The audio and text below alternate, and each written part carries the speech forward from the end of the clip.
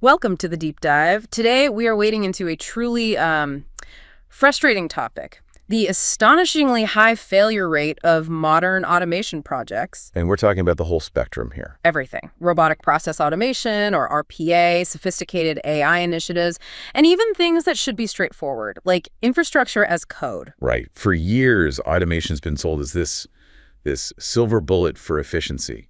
It promises speed, accuracy, huge cost savings. And businesses have been buying in big time. Oh, absolutely. The stakes are just enormous. We're talking about businesses collectively pouring over $12 billion a year into these efforts. 12 billion. And here is the jaw dropper that should stop every executive in their tracks. Approximately 70% of those projects, they just fail to deliver the expected results. 70%. I mean, just think about that. For every 3 projects a company starts, on average, 2 of them are effectively flushing money right down the drain. I think it's worse, doesn't it? It does. If you start to break it down by the type of technology, the numbers become truly alarming.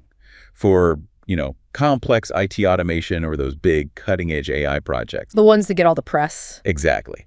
For those, failure rates are often cited as high as 90%. 90. Even RPA, which is supposed to be the easy stuff, the low-hanging fruit. Yeah. It still fails to deliver about half the time. When people hear these figures, the immediate reaction is to blame the usual suspects. Oh, yeah. Oh, the budget must have run over, or the tech was just too complex, or maybe, we just didn't have the leadership buy-in. The standard excuses. But we challenged that. We did. We dove deep into the source material on this. And the core finding, and this should really transform how every leader approaches automation, is this. The primary reasons for failure are overwhelmingly organizational, procedural, and just fundamentally human. Not the technology. It's almost never the technology. The automation tech itself, the RPA bot, the Terraform script, the AI model, it often works perfectly. But the flawed system it's running on, well, it just multiplies the existing dysfunction. Okay, let's unpack this. This brings us to the central, shocking revelation we found across almost all our sources. This is the big one. The single biggest reason projects crash and burn is this almost irresistible impulse to automate broken processes instead of fixing them first. You are, quite literally, digitizing dysfunction. The statistics on this are they're staggering. Industry analysis estimates that 73% of failed automation projects fall squarely into this broken process automation trap. So 3/4 of the time, the problem wasn't a bad robot, it was a bad blueprint. A bad blueprint. That's a perfect way to put it. So what makes this mistake so seductive? Why do people keep doing it? It's the logic of the automate what we do mentality, or what some experts call the mirror image fallacy. You just copy what you see. Exactly. You watch a manual process, you map out every single excruciating detail, and then you build a bot that replicates that exact workflow. It seems logical. It seems faster. And easier, I imagine. Way easier than dealing with the political cost and the resistance that comes from actually changing the process itself. Right. Because if you say, hey, we need to eliminate these 3 redundant approval steps, you're stepping on someone's toes. You're starting a turf war. Those approvals exist because a manager fought for them 15 years ago, or they're a Band-Aid for some other problem nobody ever fixed. Redesigning a process, that takes time, it takes consensus, it threatens power structures. But just automating the mess as it is, that feels fast. You can point to the code and say, look, we did something. We automated this step. But if that process has been around for years, maybe decades, it's guaranteed to have all this complexity, these weird workarounds and exceptions that only exist because humans were doing the work. And automating those flaws just makes the inefficiency run faster. A lot faster. You end up with brittle, slow, frustrating automation, all because the underlying logic was just fundamentally bad. The system is doing its job perfectly, but its job was defined as following 10 unnecessary steps. Can you give us a really concrete example? The story about invoice processing we found really brings this to life. It's a classic. A perfect disaster. So imagine this mid-sized company struggling with accounts payable. A common problem. Very common. So they decide to automate invoice processing. They spend 6 months, a lot of money, on an RPA project, and they successfully automate the really complex parts, pulling data from different invoice formats, getting internal approvals, the final electronic payment. So on paper, that sounds like a big win. Yeah, it sounds great. But they never questioned the underlying human steps that were part of some legacy corporate policy. Uh-oh. The company's old rules dictated that after the clerk entered the data, which the bot now does, They still had to manually print the invoice. Print it. Print the invoice, walk the paper copy to the finance director's office for a physical wet ink signature. You're kidding me. And then walk back to their desk and scan the signed document before the automated payment could proceed. Wait, so the whole goal was to get rid of manual work, but they kept a core step that required a physical paper pilgrimage through the office. Precisely. The automation worked perfectly in its little silo. It digitized the data entry. But the overall result was a slower, more expensive, and way more frustrating hybrid process. I can't even imagine. The team is just sitting there waiting for the bot to finish, then waiting for someone to walk down a hallway. Exactly. They digitized the dysfunction because they failed to ask the simple question, why do we still need a physical signature? That is just an incredible failure of imagination. And it highlights all those red flags that experts tell us to look for, right? It does. Redundant approvals, re-entering the same information into 5 different systems, artificial handoffs. Or when the number of exceptions is way bigger than the number of standard cases. That's a huge one. If you see those things, you have to just hit the brakes and fix the process first. Which leads us to the successful approach, the fix then automate methodology. This is so critical. It's a 4-step sequence. First, you have to question everything. Why does this step even exist? Is it a real rule or just a habit? What's the ideal outcome here? Then you start cutting things out. Step 2, eliminate before you automate. You have to be ruthless. Get rid of non-value-adding steps, delays, redundant checks. If it doesn't add value or meet a clear legal requirement, it's gone. And then simplify what's left? Step 3, simplify before you digitize. Reduce all the variations, standardize your data, make the decisions clear. You want 3 exception paths, not 47. And only then, after all that hard work, do you finally automate the optimal process. And we saw a beautiful example of this with that healthcare clinic. Oh, their story's fantastic. Their first attempt was a complete disaster, a perfect mirror image fallacy. What were they trying to do? They had this nightmarish patient scheduling system. Their first try at automation involved 12 different appointment types, manual insurance checks across multiple websites, separate calendars for every doctor. It sounds messy just describing it. It was a catastrophe. Yeah. It took 8 months, cost a fortune, and somehow made scheduling more confusing for everyone. It failed completely. But the second try, they started with a whiteboard, not with software. They questioned everything. They simplified those 12 appointment types down to just 3 standard categories. Yeah. They put everyone on one scheduling platform. And critically, they implemented real-time insurance verification during the online booking. So they eliminated all that back-end manual work. They streamlined the process down to its absolute essence. And once they did that, the automation part was actually pretty easy. And the result? Astonishing. Yeah. They now handle 300% more appointments with just 1 staff member instead of 3.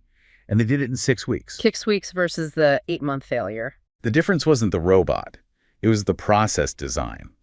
Automation should be the reward you get for good process design, not a bandage for bad habits. That's a powerful way to put it.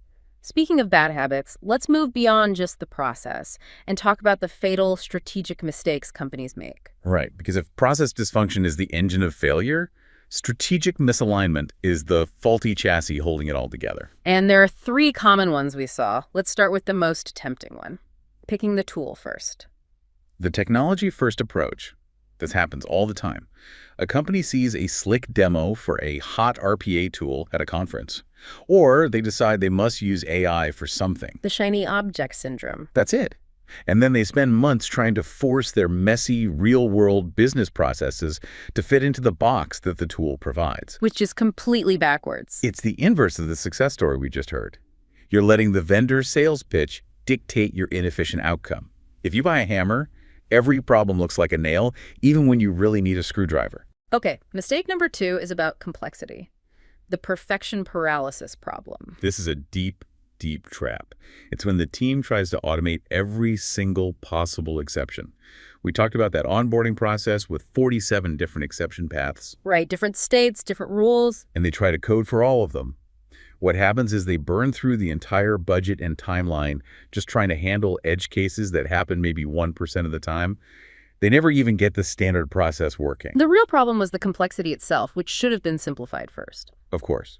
When your exceptions outnumber your standard cases, you don't need more complex code. You need a new process. And the third strategic mistake. The set and forget syndrome. Treating automation like a one-time project. You deploy the bot, you declare victory, you walk away. But the business is always changing. Always. A supplier changes, a new regulation comes out, or, and this is huge for RPA, the user interface of an application gets updated. If you're not continuously optimizing that bot, it breaks. Or worse, it starts creating new inefficiencies. It becomes technical debt on day one. This all leads directly to the human element. We know that something like 70% of big change programs fail in general. Automation just adds another layer of difficulty. It really does. And there are two huge psychological challenges. The first is just the sheer visceral fear of job loss. The robots are coming for our jobs narrative. It's everywhere in the media.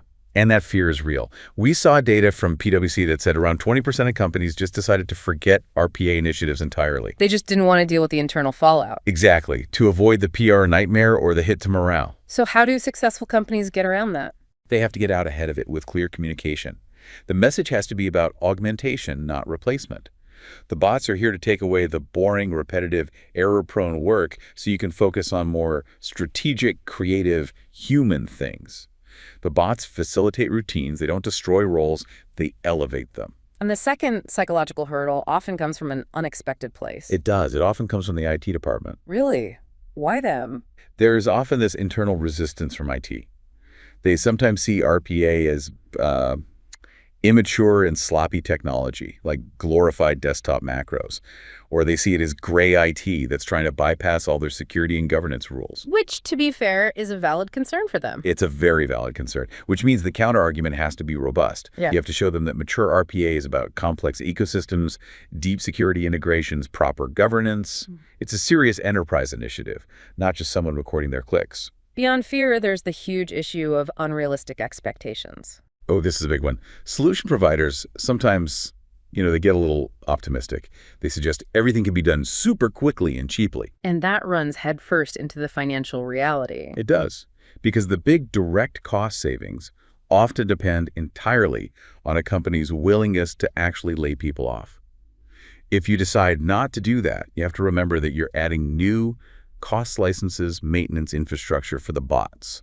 So the ROI gets a lot fuzzier. It's not, we saved $1 million in salary. It's, our people are now free to do higher value work. And that's a much harder sell to a CFO who wants to see immediate headcount reduction. If you promise massive, instant savings without a clear plan for what those freed up employees are going to do, you are setting yourself up for failure. We saw this play out perfectly with the T&E Challenge travel and expense automation. It's a perfect microcosm of this whole problem because it touches everyone, and everyone has a different goal. The traveler, the end user, just wants it to be easy and fast. Of course. They're on the road, they're busy. The last thing they want is to fight with a clunky app to scan receipts. Submitting an expense report is not their core job. But the finance department has a completely different set of priorities. Totally different. Finance needs granular detail, strict compliance, audit trails. They need those 15 different spending codes. So if you design the system only for finance, it will be a nightmare for the traveler. Adoption will be terrible, and the whole project will fail. It's a communication challenge, not a coding one. So solving this, it's not just about fixing one process. It requires a much more structured, top-down approach. That's the ultimate conclusion. Successful automation has to live under the umbrella of a coherent enterprise IT strategy, a strategy that's deeply rooted in the business goals and constantly adapting to what's happening in the market. The sources laid out 6 key dimensions that any good IT strategy has to cover. Right. It forces that 360-degree view. You have strategic alignment, operational excellence, tech and infrastructure, customer and market engagement, transformation and change management, and sustainable and responsible IT. So any automation project has to clearly map to those dimensions. It's not just about saving money. It's about how it helps with, say, customer engagement. Exactly. And to manage that, you need specific governance structures. The sources really emphasize an automation operating model, or AOM. This needs top-down direction from the C-suite for vision and funding, but also bottom-up support from the business units. And the C-suite delegates the execution to a Center of Excellence, or COE. The COE is the critical orchestration layer. It sits right between the business units who have the problems and the IT function who has the infrastructure. The COE manages the pilots, the standards, the scale-ups, the whole life cycle. Okay, a Center of Excellence. That sounds a little bureaucratic. Aren't you just creating another committee to slow everything down? That's the risk, for sure. And it's a fair question. But the alternative is far, far worse.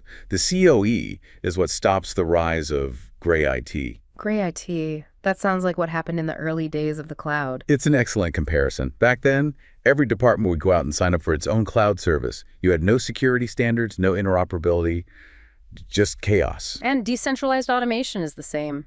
Little islands of bots that can't talk to each other, can't handle a process that crosses departmental lines, and can never scale up to have a real enterprise-wide impact. That's it. The COE is there to prevent that. It harmonizes the effort so that what Business Unit A builds can be reused by Business Unit B. It's an investment in sustainable scale. Let's go back to the people side, stakeholder involvement. How early do they need to be brought in? Before you even pick a vendor, before the process is even fully redesigned. This isn't a courtesy, it's a requirement. And who needs to be at that table? The obvious ones, IT, finance, operations, but also the ones people always forget. Legal, tax, HR, and most importantly, the actual end users who do this job every day. Why are legal and tax so critical? Because they own compliance. If your new automated process accidentally moves data across an international border it shouldn't, or logs a transaction in a way that violates tax audit rules, you're looking at a massive, expensive rework right before you go live.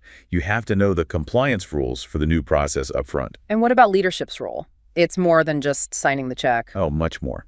Executive champions have to be visible role models. They have to use the new system, talk about the new process. Their participation shows everyone else that this is a strategic priority, not just some IT fad that will disappear in a year. But there's a crucial reminder here. You can't make everyone happy. No, and you shouldn't try.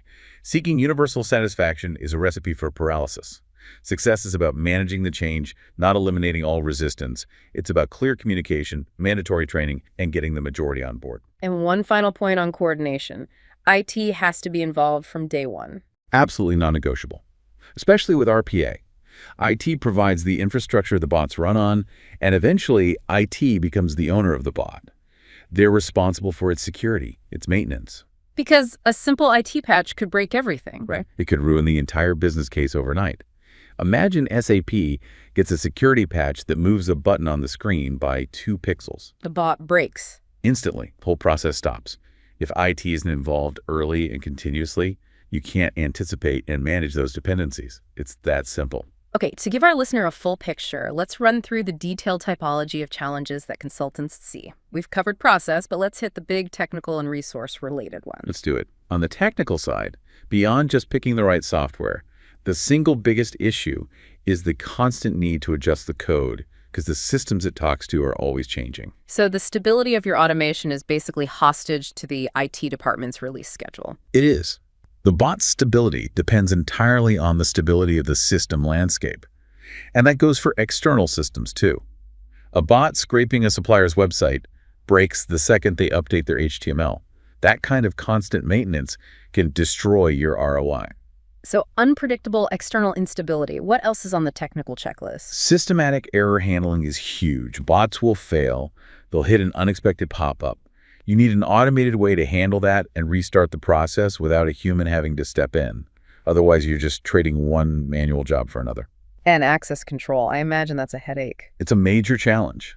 The bot needs permissions to do its job, but you want to follow the principle of least privilege. Managing that securely across dozens of systems is a huge, ongoing technical task. Okay, now let's move to the resource-related challenges.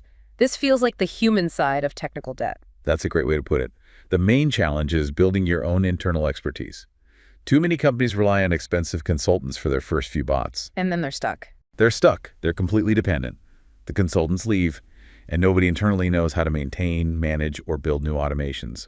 The costs just spiral. So you have to build that muscle internally in parallel with the first project. You have to. You need your own key users, your own developers. And just as importantly, you need people in the business units who really understand the processes. Why is that so crucial? Because they're the ones who guarantee that the pipeline of potential processes for automation is continuously filled.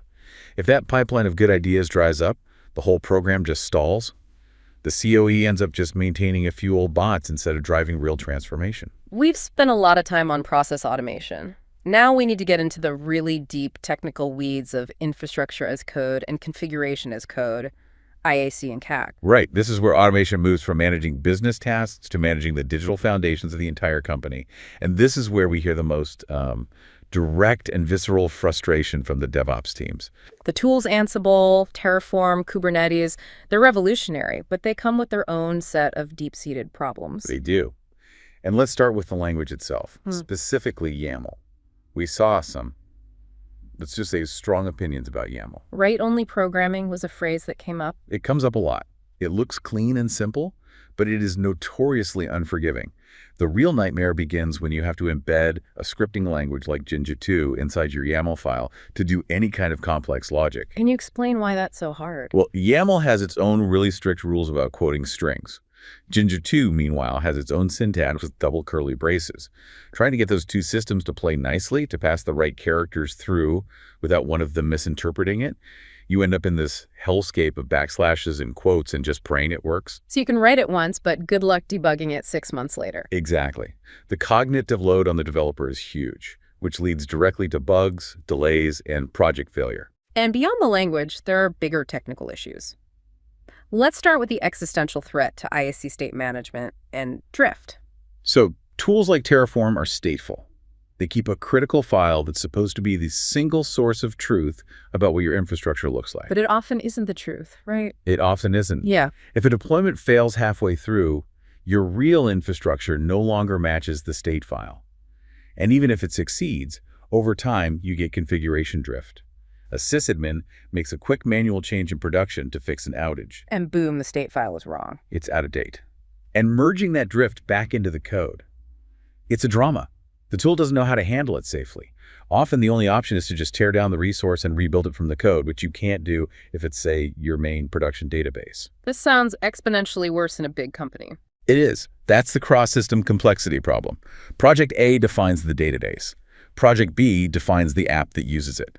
If Project A makes a change without telling Project B, the whole system can just fall over. The order of operations is absolutely critical, and these tools don't always make it easy. And there's a huge security issue here, too, the credential conundrum. This is the one account to rule them all problem. Tools like Ansible often need really broad, powerful permissions, sometimes root access, to do their job across hundreds of servers. So if that one configuration server gets compromised, the attacker gets the keys to the entire kingdom. It's a massive security liability. It's an anti-pattern in modern security, which is all about least privilege and temporary credentials. But these tools often force you into this dangerous model. So what's the solution? It sounds like it boils down to a lack of abstraction. That's the consensus from the advanced users. The tools don't abstract away enough of the complexity. You're still writing very low-level configuration. What's needed are better high-level abstractions where you can just say, I need a high-availability database, and the tool handles the details using sane, intelligent defaults. Okay. We have covered the pitfalls from process design all the way down to code execution. So how do successful organizations govern and measure this whole journey? They have to adopt that high-level strategic perspective we talked about. They use that comprehensive enterprise IT strategy with the 6 dimensions to make sure everything is aligned. Let's just quickly reiterate those 6. Strategic alignment, operational excellence, technology and infrastructure, customer and market engagement, transformation and change management, and sustainable and responsible IT. And they use a maturity model to guide their progress through those dimensions. Exactly. An enterprise IT strategy maturity model. It has 5 stages, from initial to innovative. And the key is you don't try to jump straight to level 5. That's a recipe for failure. So what's the right approach? You do an honest assessment of where you are now across all 6 dimensions. Then you pick a realistic target, maybe getting to level 3 integrated, and you focus meticulously on improving everything you need to do to get there. It's a disciplined, continuous improvement journey. So once you're organized, you need to prove it's working. We know that simple ROI based on headcount is tricky. So what are the better ways to measure success? You start by setting SMART goals, and then you use a mix of 5 effective measurement methods. Number 1 is ROI, but a more detailed version. Yes. You compare all the costs, licenses, maintenance against all the savings, both direct, like reduced labor, and indirect, like productivity gains. Number 2, KPIs. Key performance indicators. You have to track quantifiable metrics like process cycle time, how long it takes an invoice to get paid, and error rates. If it's not faster or more reliable, it failed. Number 3 is about productivity. Right. Process efficiency and productivity metrics. Are employees actually reallocating their saved time to higher value activities? Or are they just on Facebook? You have to measure that. Number 4, customer experience. Yep. Net promoter score, customer feedback, resolution time. Automation should make things better for the customer, whether that customer is internal or external. And finally, number 5, employee satisfaction. You have to monitor morale. Is automation empowering your workforce and reducing burnout? Or is it just creating new frustrations? That's a great list, but there's one final crucial distinction in how to measure this, and it ties all the way back to our very first point. This is the secret sauce. The dual tracking approach. You must track metrics for process optimization first. You have to prove with data that you've improved the process manually before you even start automating. And then separately, you track the automation itself. Exactly. Then you track automation success, metrics, implementation speed, bot reliability, uptime. If your process optimization numbers aren't getting better first, your automation project is already doomed. You're just measuring how quickly your digitized dysfunction is failing. We started this deep dive with that alarming statistic. 70% of automation projects fail, costing billions. But what we found is actually kind of encouraging. It is, because the failure isn't inherent to the technology. The tech works. The common thread from RPA all the way to IAC is that you cannot code your way out of a broken process, poor governance, or misaligned stakeholders. Success requires treating automation as a fundamental change management initiative, not just a technical deployment. And that transformation, fixing the process, getting people on board, setting realistic goals, that's where the real value is, long before the first line of code is ever written. Since studies show that 37% of project failures trace back to a lack of defined objectives, and 70% of change programs fail due to human resistance, the critical question for you, the listener, is this. For your next automation project, are you treating it as a purely technical deployment, a simple software installation? Or are you treating it as a fundamental change management initiative, led by clear, measurable business outcomes and rigorous process optimization? That single decision determines whether you end up with transformational success or just a faster digitized dysfunction. Welcome to the deep dive. Today, we are wading into a truly frustrating topic. The astonishingly high failure rate of modern automation projects. And we're talking about the whole spectrum here. Everything. Robotic process automation or RPA, sophisticated AI initiatives, and even things that should be straightforward, like infrastructure as code. Right. For years, automation's been sold as this silver bullet for efficiency. It promises speed, accuracy, huge cost savings. And businesses have been buying in big time. Oh, absolutely. The stakes are just enormous. We're talking about businesses collectively pouring over $12 billion a year into these efforts. $12 billion. And here is the jaw dropper that should stop every executive in their tracks. Approximately 70% of those projects, they just fail to deliver the expected results. 70%. I mean, just think about that. For every 3 projects a company starts, on average, 2 of them are effectively flushing money right down the drain. I think it's worse, doesn't it? It does.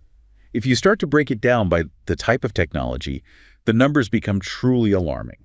For, complex IT automation or those big cutting-edge AI projects. The ones that get all the press. Exactly. For those, failure rates are often cited as high as 90%.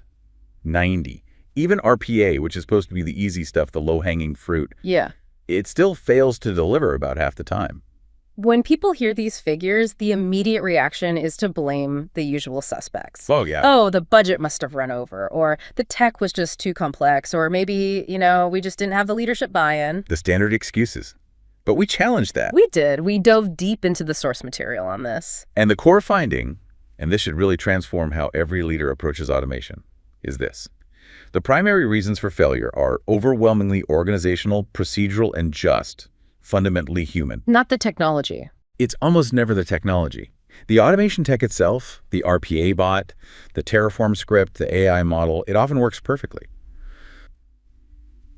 But the flawed system it's running on, well, it just multiplies the existing dysfunction. Okay, let's unpack this. This brings us to the central, shocking revelation we found across almost all our sources. This is the big one. The single biggest reason projects crash and burn is this almost irresistible impulse to automate broken processes instead of fixing them first.